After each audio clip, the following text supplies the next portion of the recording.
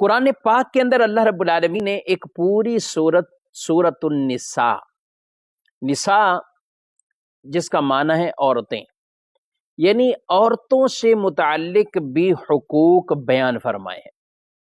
جو لوگ آج طرح طرح کے شور کرتے ہیں یا بتاتے ہیں کہ یہ بتانے کی کوشش کرتے ہیں کہ اسلام نے عورتوں کے حقوق نہیں بیان کیے، بہت غلط فہمی میں اور اپنی جہالت اور لا علمی میں اسلام نے عورتوں کے جتنے حقوق بیان کیے ہیں شاید اور کسی مذہب نے اس طرح نہیں بیان کیے جتنے اسلام نے بیان کیے۔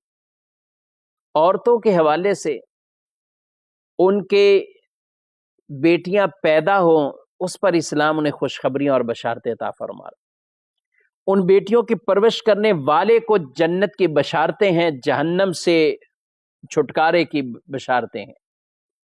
شادی کی عمر کو پہنچ جائیں شادی کریں، شریعت نے اس میں بھی پورا کا پورا جو ایک کہیں کہ جسے بھار کہیں یا شادی کا خرچ کہیں وہ مرد پر رکھا ہوا ہے، عورتوں پر نہیں ہے۔ یہ تو ہماری رسم و رواج نے رکھ دیا۔